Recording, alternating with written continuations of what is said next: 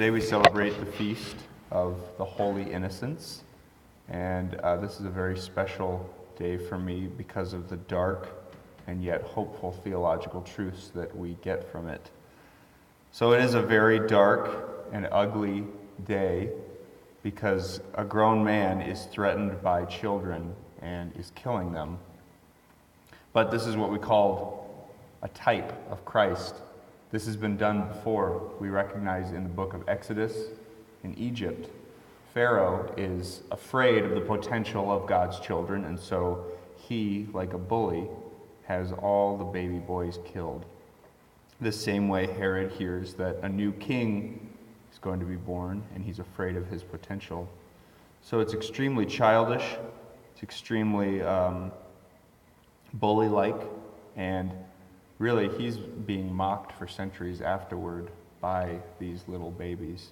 If we're going to assume, and I'm not going to try to convince you right now otherwise, but God's will allows things to happen. He allows our free will to work, and he allows evil to happen so that it can further glorify his name. And God allowed Herod to act rashly and try to cover up his tracks and try to save his own kingdom by ordering that all these babies be killed. But these children of Bethlehem got to be the first witnesses to Jesus. They got to be the first martyrs without even choosing it. And that's where God's will comes in. I'm not going to try to convince you that, well, that's kind of dark. Why would God allow that? Right now, it's all for his glory. He chose to let these children, who didn't even have a choice yet, they got to choose. They got to be martyrs for Jesus. And so we can take that to our own life and realize, wow, it never will get that extreme in our own lives because none of us will be king threatened by a Messiah. But we can look at what ways are we trying to cover up? What ways are we trying to control something in our own life? Something small that's not even going to affect us.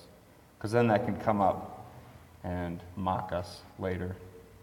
And so we also give thanks that sometimes God uses us. He uses our pain and he uses our suffering to bring himself glory and to further glorify all of us.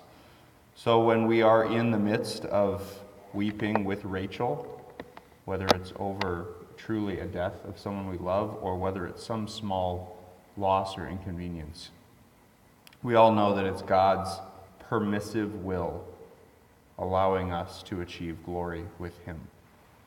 Amen.